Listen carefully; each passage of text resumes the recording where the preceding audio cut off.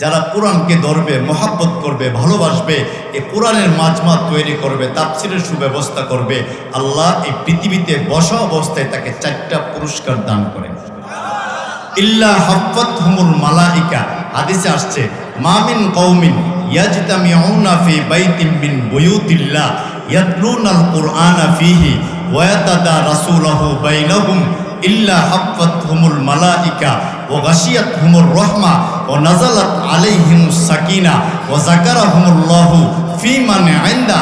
যারা কোরআন শিক্ষা করার জন্যে, কোরআনের ব্যাখ্যা বোঝার জন্যে, কোরআনের ব্যাখ্যা করার জন্যে যারা এক মাজমাতে বসে, আল্লাহ এই বৈঠকে বসা অবস্থায় তাকে 4টা পুরস্কার দান করে। 1 নম্বর, ইল্লা হাফাতহুমুল মালাইকা, আল্লাহ নূরের ফেরেশতা দিয়া চতুর্দিকে বেষ্টনী করে রাখেন।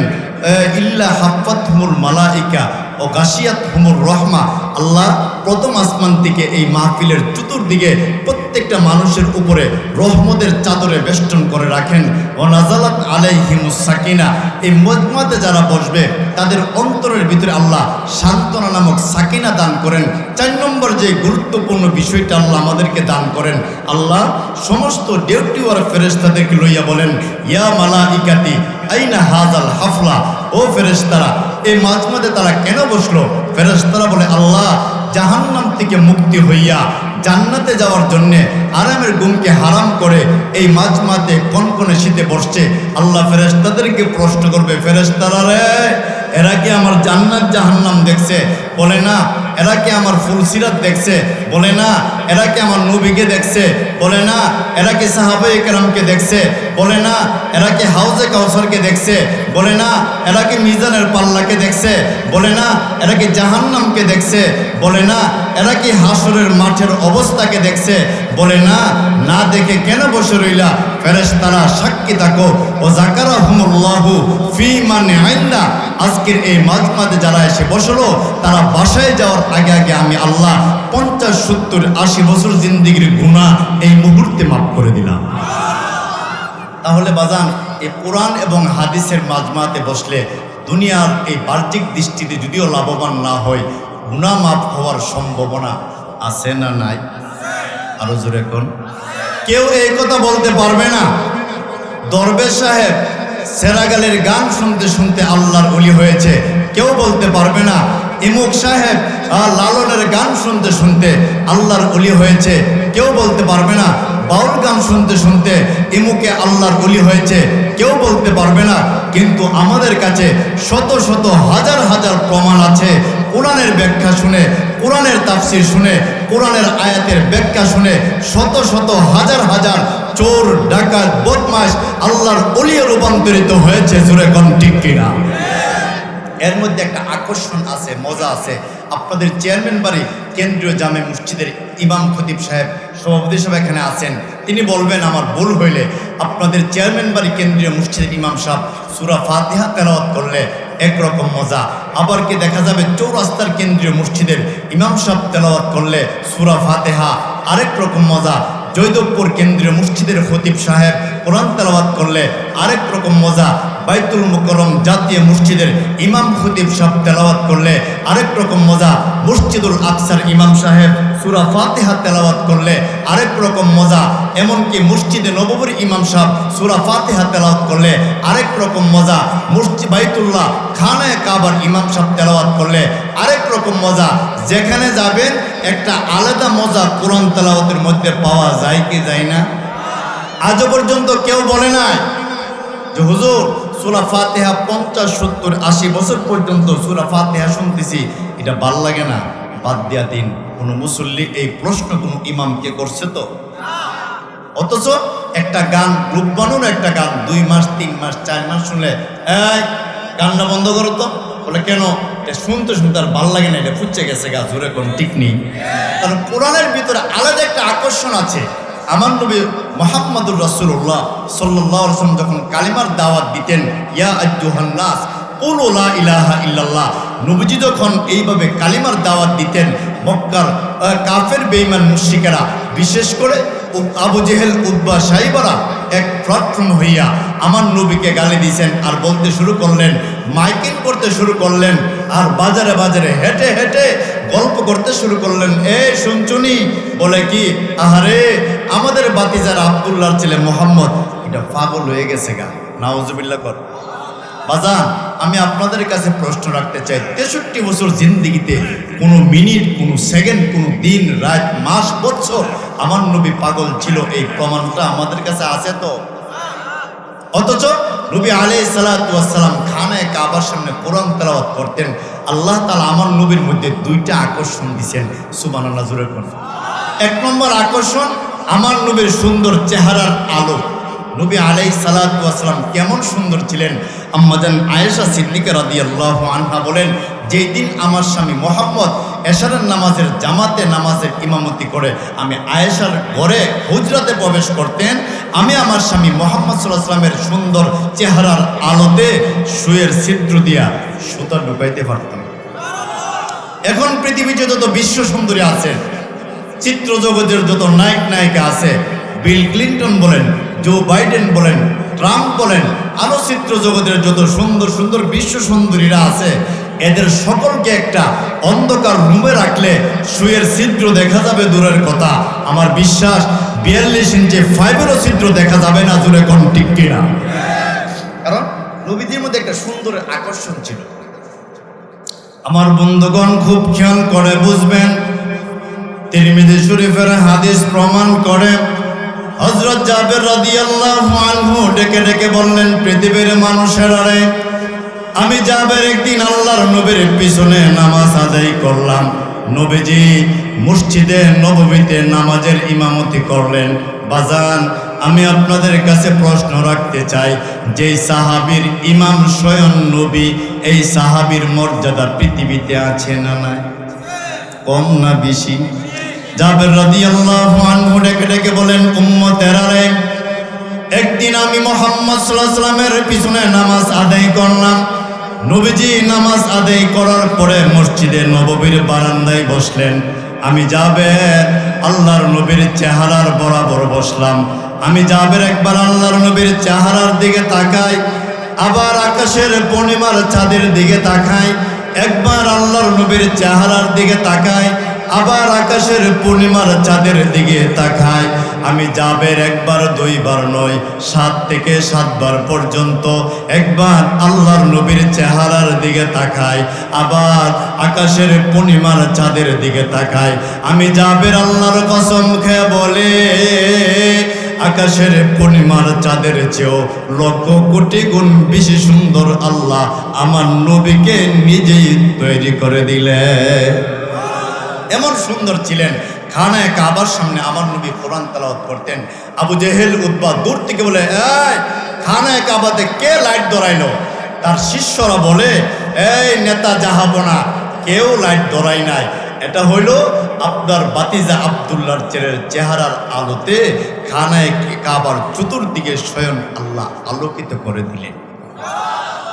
1 নম্বর আকর্ষণ। আর 2 নম্বর আকর্ষণ ছিল আমার নবীর পবিত্র জবানের কোরআন তেলাওয়াত। সুবহানাল্লাহ জোরে বলুন। খানায়ে কাবার সামনে যখন নবী তেলাওয়াত করতেন, কাফের বেঈমান মুশরিকরা পালাইছে, এই পাগলরে দেখা দরকার, যার নাম আল আমিন, সাদেক, সত্যবাদী, বিশ্বস্ত, এই মানুষটা পাগল হয়ে গেছে, তারা এক নজর দেখা দরকার। হাজার হাজার শত শত মানুষের ঢল নামছে আমাদের নবীকে দেখার জন্য। আহারে, এত সুন্দর মানুষটা পাগল হয়ে গেল। আবু জেহেল বলতেছে, উতবা বলতেছে, সাইবা বলতেছে, আস ইবনে ওয়াইল বলতেছে, ওয়ালিদ ইবনে মুগীরা বলতেছে, আসওয়াদ ইবনে মুত্তালিবরা বলতেছে, এত সুন্দর মানুষ যাকে আল আমিন, সাদেক, সত্যবাদী, বিশ্বস্ত বলে আমরা জানতাম, এই ভালো মানুষটা পাগল হয়ে গেল। কেমনে পাগল হয়েছে তারে এক নজর দেখার দরকার। শত শত হাজার হাজার মানুষ খানায়ে কাবার দিকে লাইন ধরছে আমার নবীকে এক নজর দেখার জন্য। আর তো জোরে কর না। নবীজি খানায়ে কাবার সামনে তেলাওয়াত করেন, নাহনু খালাকনাহুম ওয়া শাদাদনা আসরাহুম ওয়া ইযা শি'না বাদদালনা আমসালাহুম তাবদীলা ইন্না হাযিহি তাযকিরাতুন ফামান শাআ فمن شاء اتخذ إلى ربه سبيلا وما تشاءون إلا أن يشاء الله إن الله كان عليما حكيما يدخل من يشاء في رحمته والظالمين أعد لهم عذابا أليما الله أكبر এত সুন্দর কোরআন তেলাওয়াত আমার তো শুননাই আল্লামা জুবাইর আহমদ আনসারী রহমতুল্লাহি আলাইহি ওনার জবানের কোরআন তেলাওয়াত শুনলে মজা লাগে এমনকি দেখা যায় কারি আব্দুল বাসেত রহমতুল্লাহি আলাইহি ওনার জবানের কোরআন তেলাওয়াত শুনলে মজা লাগে কারি সাইদুল ইসলাম আসাদ দামাত বারাকাতুহুম তাদের জবানের কোরআন তেলাওয়াত শুনলে বাজান মজা লাগেনি জোরে কোন নবীজি খানায় কাবার সামনে কোরআন তেলাওয়াত করে একজন আরেকজনে কানে কানে ডেক্কা দেয় আর গুতা দেয় আর কানে কানে কো এত সুন্দর মানুষটা এত সুন্দর সুন্দর কথা বলতেছে আল্লাহর বাণী বলতেছে এই মানুষটা জিন্দিগিতে পাগল হতে পারে না তওবা কর গোসল কইরা আমরা সকলে মিলে আল্লাহর নবীর হাত ধরে কালিমা পড়ে এই মুহূর্তে মুসলমান হয়ে গেলাম আপনারা কি মনে করেন আমার নবীকে পাগল উপাধি দিয়া মানুষের কাছ থেকে আমার নবীকে কাফিরেরা দূরে সরাইতে পারছে তো জোরে কোন এখন আসুন সামনের দিকে যায় যে কথাটা আমি বলতেছিলাম রূহের জগতে আল্লাহ আমাদেরকে প্রশ্ন করেছিলেন আলাস্তু বিরব্বিকুম আমি কি তোমাদের রব নই আমি কি তোমাদের বিধান দাতা নই আমি কি তোমাদের সৃষ্টিকর্তা নই আমি কি তোমাদের রিজিক দাতা নই বাবা বিধান দাতা সৃষ্টিকর্তা রিজিক দাতা হুকুম দাতা এই পৃথিবীতে একজন আপনারা চিল্লায় বলেন তিনি কে আল্লাহ আমরা বলেছিলাম কালু বালা হা হা আপনি আমাদের বিধান দাতা আপনি আমাদের পালন কর্তা তখন আল্লাহ বলেন আমরা যে রব মানছ একটু টেস্ট করার দরকার আমার দুনিয়াতে গিয়া মানবা কি মানবা না দুনিয়াতে তোমাদেরকে পাঠাবো খালাকাল মাউত ওয়াল হায়াতা লিয়াবলুয়াকুম আইয়ুকুম আহসানু আমালা আল্লাহ বলেন লিয়াবলুয়াকুম আইয়ুকুম আহসানু আমালা আমরা যে রব মানলা দুনিয়াতে আমি পাঠাইয়া দেখব নেক আমল করো না খারাপ আমল করো এইভাবে আমরা দুনিয়া আলমের রূহের জগৎ থেকে আমরা আসলাম মার রেহেমের ভিতরে সুবহানাল্লাহ জোরে কোন এই মার রেহেমের ভিতরে আল্লাহ 10 মাস 10 দিন তার চেয়ে কম বেশি আমাদেরকে পেটের ভিতরে সুখে শান্তিতে আরামে রাখছেন দুনিয়ার কোন ডাক্তার নাকি আমার আল্লাহ আরো জোরে কোন অথচ একটা মানুষের পেটের ভিতরে দেখেন আপনি খেয়াল করে দেখবেন খুব মনোযোগ দিয়ে শুনবেন যে একটা জিন্দা মানুষের পেটের ভিতরে আরেকটা জিন্দা মানুষ এক্সাম্পল যদি আমি দেই একটা টিউমার পেটের ভিতরে হইলে তার ব্যথা সহ্য করা যায় না একটা পাথর হইলে তার ব্যথা সহ্য করা যায় না অথচ 100 গ্রাম 50 গ্রাম 25 গ্রাম একটা পাথর পেটের ভিতরে থাকলে সহ্য করা যায় না সেখানে আল্লাহ একটা জিন্দা মানুষের পেটের ভিতরে আরেকটা জিন্দা মানুষ 3 কেজি 4 কেজি ওজনের একটা বাচ্চা পেটের ভিতরে আল্লাহ দান করে দেন অথচ 40 দিন মার পেটের ভিতরে যখন বীর্যটা যায় কোরআনের ভাষায় বলা হয় নুতফা অর্থাৎ বীর্য যে বীর্যর কথাটা সমাজেও বলা যায় না স্ত্রী সন্তানের সামনেও বলা যায় না বৈঠকেও বলা যায় না এই নাপাক পানিটা একজন ফেরেশতার হাতে 40 দিন আল্লাহ রাখলেন মার পেটের ভিতরে 40 দিন ফেরেশতারা আল্লাহর জিকির করতে করতে এই নাপাক পানিটাকে পবিত্রতা অর্জন করায় এরপর আরেকজন ফেরেশতা 40 দিন এই পানিটাকে রক্ত অবস্থা তৈরি করে আরো 40 দিন আরেকটা ফেরেশতা এইভাবে আস্তে আস্তে আল্লাহ এমনভাবে দেখা যায় 4 5 6 40 আল্লাহ এইভাবে মেহনত করাইয়া একটা মার পেটের ভিতরে একটা সন্তান দান করে সন্তান দেওয়ার পরে কিন্তু মা এই সন্তান পেট থেকে ভূমিষ্ঠ করার আগ থেকে নিয়ে যখন থেকে মার পেটের ভিতরে সন্তান আসে সেখান থেকে নিয়ে মা অসুস্থ হয়ে পড়ে দুর্বল হয়ে পড়ে টেনশন পেরেশানিতে পড়ে যায় কিন্তু এই মাকে এমন অনেক সন্তান আছে পৃথিবীতে আসার পরে পৃথিবী চিনার পরে চাকরি পাওয়ার পরে নারী পাওয়ার পরে গাড়ি পাওয়ার পরে স্ত্রী পাওয়ার পরে এমনও অনেক কুলাঙ্গার সন্তান আছে মা এবং বাবাকে গালি দেয় হাতও তুলে আছে না নাই অথচ এই মার পেটের ভিতরে নবী আলাইহিস সালাতু ওয়াস সালাম বলেন যেই 10 মাস 10 দিন যেই মা সন্তানটা পেটে রাখে, যদি 1 মাস নয়, 1 দিন নয়,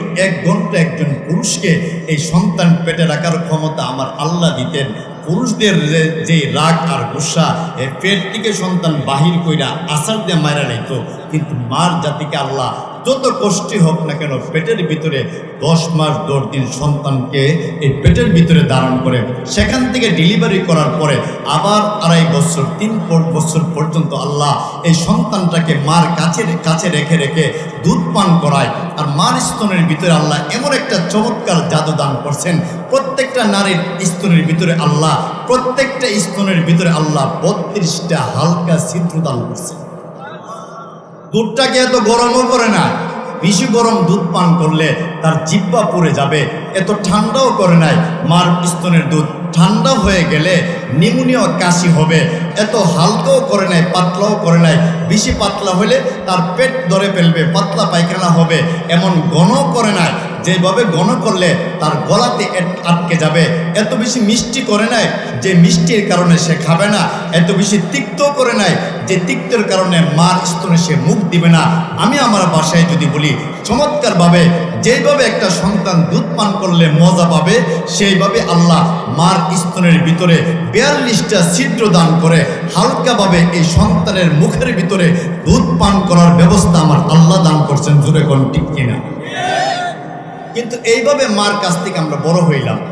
বড় হওয়ার পরে আমরা অনেকে এমনও আছি, আমার আলোচনার বাহিরের অংশ এটাই, অনেক সময় আমাদের কাছে খবর আছে সন্তান মাকে বাপকে ধমক দেয়। যদি মা বলে বাবারে একটা আপেল খাইতাম মনে চাইছে, বাপ যদি কো বাবারে মালটা একটা খাইতাম মনে চাইছে, একটা আঙ্গুরের দানা খাইতাম মনে চাইছে, সন্তান মনে মনে কো বুড়ো হইছো, অহনো তোমার মিজাজটা ভালো হয়েছে না, তোমারই তা খাইবার সময়, তুমি আগে খাইছো না। আচ্ছা, আপনারা কি মনে করেন মানুষের যখন বয়স হয়, বয়স যখন বৃদ্ধি পায়, এই মানুষটা আস্তে আস্তে বাচ্চাদের মিজাজের তৈরি হয়? জোরে কোন ঠিক নেই? অথচ আমার নবী সাল্লাল্লাহু আলাইহি ওয়াসাল্লাম মাকে কেমন সম্মান দিলেন। আমার বন্ধুগণ খেয়াল করে বুঝবেন, বিশ্বনবী হাদিসের তালিম দিলেন মসজিদে নববীর পাশে। সাহাবায়ে কেরাম আল্লাহর নবীর কথা মনোযোগ দিয়ে শ্রবণ করতেছে। এমত অবস্থায় আল্লাহর নবীর কাছে একটা বৃদ্ধা মহিলা লাঠি বর করে করে আসতেছে। আল্লাহর নবী দূর থেকে দেখে সেই মহিলাকে, আল্লাহর নবীর কাছে একটা রুমাল ছিল, নবীজি বিছায়া দিলেন। মহিলার টিকি সেই এই বিছানার মধ্যে রুমালের মধ্যে বসে গেলেন, বসে বলতেছে, তোমার শরীরটা কি শুকায়া গেল? তুমি কি খাও না মুহাম্মদ? তোমার কি খাবারের কষ্ট নাকি? অনেক তত্ত্ব নিচ্ছে আমাদের নবীর কাছে। নবীজি বলতেছেন আমি সব কিছু খাই, আমার অসুবিধা নাই। সাহাবায়ে কেরাম দূর থেকে তাজ্জব হয়ে গেলেন। আল্লাহর নবীর রুমাল মুবারকের মধ্যে স্বয়ং ফেরেশতা জিবরাইলও বসতে সাহস পায় না। এই মহিলা কে বসলো? আল্লাহর নবীর কাছে মহিলা বিদায় হয়ে গেল। এমত অবস্থায় আল্লাহর নবী ডেকে ডেকে বললেন, ওমর রায়, তুমি রাগ গুসা করতে পারছো? তুমি কি জানো এই মহিলাটাকে? ওমর বললেন, না গো আল্লাহর নবী, আমি তো জানি না এই মহিলাটাকে। আল্লাহর নবী ডেকে ডেকে বললেন, সাহাবায়ে কেরাম, এই মহিলাটা হলো আমার দুধমা হালেমাতুস সাদিয়া রাদিয়াল্লাহু আনহা। দুধমা, ওনাকে বিছায়া দিলেন, সব কিছু করে দিলেন। নবীজি সেবা করলেন আর বললেন, এই ফেরেশতারা, এই সাহাবীরা, আমি নবী তোমাদেরকে পারমিশন দিলাম, তোমার মা তোমার বাবার তোমার প্রতি কষ্ট হয়, দুনিয়াতে তুমি শান্তি পাবা না, পরকালে তোমাকে জাহান্নামের আগুনে জ্বলতে হবে। এই জন্য দুনিয়াতে তোমার দুধমা হলেও তাকে সম্মান এবং মর্যাদা করা লাগবে। জোরে কোন ঠিক কিনা? এই জন্য আমার তেলাওয়াতকৃত আয়াত আল্লাহ বলেন, ওয়াবুদুল্লাহ ওয়ালা তুশরিকু বিহি শাইআ, ইবাদত করতে হবে আল্লাহ, আল্লাহর সাথে কাউকে শিরিক করা যাবে না। কারণ শিরিক হইল দুই প্রকার, এক প্রকার শিরিক হইল ছোট শিরিক, আরেক প্রকার শিরিক হইল বড় শিরিক। আমাদের দেশে, আমাদের উপমহাদেশের ভিতরে অনেক জায়গায় এই রেওয়াজটা চালু আছে। অনেক মাজারও গিয়া আমার বাবারা, আমার প্রিয় মায়েরা, আমার বোনেরা, আমার চাচি দাদি নানিরা অনেক সময় আল্লাহর কাছে সন্তান চায় না, গিয়া এমুক মাজারের মধ্যে সিন্নি পোলাও মিষ্টি দেয়া সন্তান চাই, এমন মহিলা পুরুষ আমাদের দেশে আসেনি বাবা? আচ্ছা, আমি আপনাদের কাছে প্রশ্ন রাখতে চাই, যিনি এই কবরে শুয়ে আছেন উনি আল্লাহর ওলি, আমি মেনে নিলাম, কিন্তু আল্লাহর ওলি হইল মার পেটের ভিতরে সন্তান দেওয়ার ক্ষমতা সেই ওলির কবরের থেকে আছে তো জোরে কর। অনেকে এমনও আছে মাজারের মধ্যে, আমরা কিন্তু মাজারের বিরোধী না, মাজারে গিয়ে জিয়ারত করবেন, দোয়া করবেন, সূরা ফাতিহা পড়বেন, সূরা ইখলাস পড়বেন, তাহলে যিনি শুয়ে আছেন তার রুহানি দোয়া আমরা পাবো। এমনও অনেক জায়গায় দেখা যায় রাত্রেবেলায় দিনের বেলায় মাজারের চতুর্দিকে মোমবাতি আগরবাতি এইগুলি ধরায় রাখে। বাজান, মোমবাতি আগরবাতি যিনি ধরায় রাখছে তারা যদি জিজ্ঞাসা করা হয় আপনি কেন ধরাইলেন, তিনি বললেন এটা একটা নিয়ম রেওয়াজ। তাহলে আমরা এই কথাটা বলি, যিনি আল্লাহর ওলি হবেন, আল্লাহর প্রিয় বন্দা হবেন, আল্লাহর প্রিয় বান্দি হবেন, দুনিয়ার এই সাতার মোমবাতির আগরবাতির দরকার আছে তো জোরে কোন। অথচ কবরে যদি আমরা তিনটা প্রশ্নের জবাব দিতে পারেন, মার রব্বুকা, ওমা দিনুকা, ওমান নাবিয়ুকা, তিনটা প্রশ্নের জবাব যারা দিতে পারবে, ওফতাহু লাহু বাবান ইলাল জান্নাহ ওয়ালবিসু লাহু মিনাল জান্নাহ ওয়াফরিশু লাহু মিনাল জান্নাহ নাম কানাউমাকাল আরশ, তিনটা প্রশ্নের জবাব যারা দিতে পারবে আল্লাহ তাকে জান্নাতের পোশাক পরাইয়া দিবেন, তাকে জান্নাতের বিছানায় বিছাইয়া দিবেন, জান্নাতের সাথে তার কবরটুকুন যোগাযোগের সুব্যবস্থা করে দিবেন।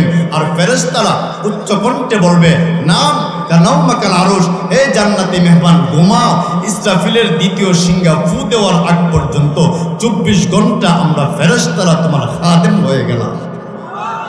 তাহলে যারা তিনটা প্রশ্ন জবাব দিবে, দুনিয়ার এই মোমবাতির আলোর দরকার আছে তো।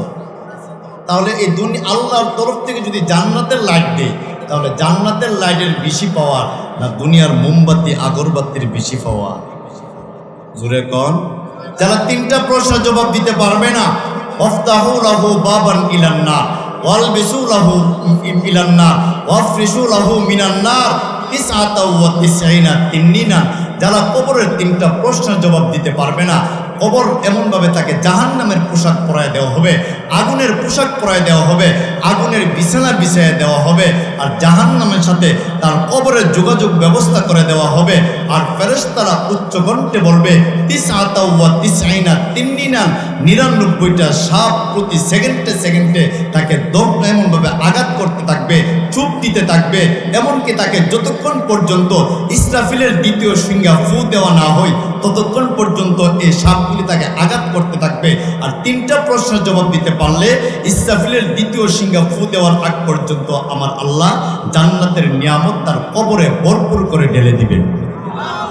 এই কবরের কথা যেহেতু আসছে, আমাদের নবী মুহাম্মদ সাল্লাল্লাহু আলাইহি ওয়াসাল্লামের প্রথম স্ত্রী আম্মাজান খাদিজাতুল কুবরা রাদিয়াল্লাহু আনহা, এই মহিলার নাম আপনারা শুনছেন তো জোরে কোন, যাকে আল্লাহ দুনিয়াতে থাকাকালীন সময় 8 বার সালাম দিয়েছেন। আচ্ছা, আমাদের এলাকাতে, আমাদের দেশে, আমাদের গ্রামে গাজীপুরে কাউকে যদি রাষ্ট্রপতি সালাম জানায়, দুনিয়ার অন্যান্য মানুষের তুলনায় তার সম্মানটা কম না বেশি? স্বয়ং আমার আল্লাহ তাকে একাধিকবার সালাম দিছে। শুধু তাই নয়, বলছেন খাদিজা ফিল জান্নাহ, খাদিজা দুনিয়াতে থাকাকালীন সময় আমার আল্লাহর কাছে জান্নাতের সার্টিফিকেট অর্জন করে ফেলছে। আমার বন্ধুগণ খেয়াল করে বুঝবেন, আল্লাহর নবী রাহমাতুল লিল আলামিনের প্রথম স্ত্রী আম্মাজান খাদিজাতুল কুবরা রাদিয়াল্লাহু আনহা যেই দিন পৃথিবীর জমিন থেকে বিদায় হয়ে যাবেন, আল্লাহর নবীর রান মোবারকে মাথা রেখে রেখে নবীর কাছে কান্না করেন। নবী বললেন, কিরে খাদিজা, কেন কান্না করো? আমি নবী তোমার কাছ থেকে জানতে চাই। আম্মাজান খাদিজা ডেকে ডেকে বললেন, নবী গো, কবরের সামানা আমি খাদিজা জোগাড় করতে পারলাম না। নবী গো, কবরের মধ্যে আমি বিপদের সম্মুখীন হয়ে যাই কিনা ফেরেশতাদের প্রশ্নের জবাব আমি না দিতে পারি।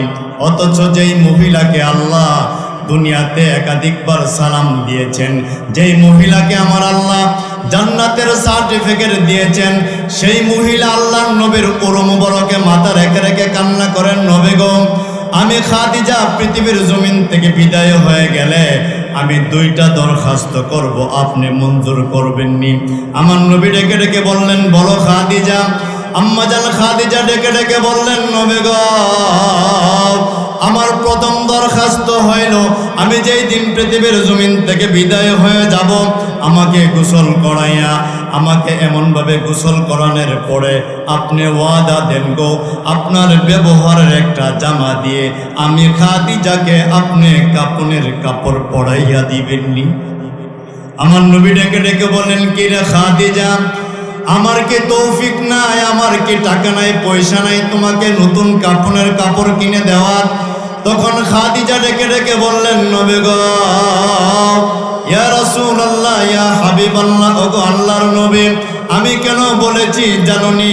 কবরের মধ্যে যদি আমি আপনার ব্যবহারের জামা যদি আমার কাপনের কাপড় হয়ে যায়, নবী গো আমার বিশ্বাস আপনার ব্যবহারের জামার বরকতে ফেরেশতারা আমাকে কষ্ট দিবে না, মাটি আমাকে চাপ দিবে না। নবী গো আমার বিশ্বাস আপনার ব্যবহারের জামার বরকতে আমার আল্লাহ আমার কবরটুকুর ভিতরে জান্নাতের বাগান বানায়া দিবে। 2 নম্বর দরখাস্ত, নবী গো আমাকে গোসল করাইয়া কাপন পরাইয়া জান্নাতুল মুআল্লাতে যখন রেখে দেওয়া হবে, আমি খাদিজাকে আপনি আপনার হাত দিয়ে আমাকে কবরে রাখবেন। আমাকে কবরে রাখার পরে মক্কা মদিনার সাহাবায়ে কেরাম বাড়িতে চলে যাবে। নবী গো আপনি ওয়াদা দেন, আমি খাদিজার কবরের 3টা প্রশ্নের জবাব আপনি দিয়ে দিবেননি। এই কিছুক্ষণের মধ্যে আম্মাজান বিদায় হয়ে গেলেন। আমার নবী আম্মাজানকে গোসল করালেন, আমার নবীর একটা ব্যবহারের জামা দিয়ে কাপনের কাপড় পরালেন, জানাজার নামাজ আমার নবী পড়ালেন। বাজান, যেই মানুষটার জানাজার নামাজ আমার নবী পড়াবেন, এই মানুষটার দুনিয়াতে কোনো টেনশন, পরকালে কোনো চিন্তা আছে? জোরে কোন। নবীজি ডেকে ডেকে বললেন, ওগো আল্লাহ, ও রব্বে কাবার মালিক, আমি মুহাম্মদ পৃথিবীতে আসার আগে আমি আমার বাবাকে হারালাম, 6 বছর বয়সে আমি আমার মাকে হারালাম। ওগো আল্লাহ, 8 বছর বয়সে আমি আমার চাচাকে হারালাম, আমার দাদাকে হারালাম। আল্লাহ, ছিল আমার খাদিজা, আজকে খাদিজাকে হারাইয়া আমি বিশ্ব নবী চির এতিম হয়ে গেলাম। নবীজি গড়াইয়া গড়াইয়া কাঁদে। আল্লাহর নবীর এই কান্না দেখে দেখে আসমানের ফেরেশতারা কান্না করে, জমিনের ফেরেশতারা কান্না করে, সাহাবায়ে কেরাম গড়াইয়া গড়াইয়া কাঁদে, এমনকি জান্নাতুল মুআল্লাতের বালু কণাগুলি কান্না করে। আল্লাহ ডেকে ডেকে বললেন, জিবরাইল যাও, চলে যাও, আমার বন্ধু মুহাম্মদকে গিয়ে আমার সালাম দাও, বন্ধুকে বলে দাও টেনশন পেরেশানি করার কোনো দরকার নাই। আমার বন্ধু মুহাম্মদকে বলে দাও মক্কা মদিনার বাড়িতে চলে যাইতে, খাদিজার কবরের 3টা প্রশ্নের জবাব দেওয়ার জন্য এই মুহূর্তে স্বয়ং আমি আল্লাহ নিজেই জিম্মাদারি হয়ে গেলাম।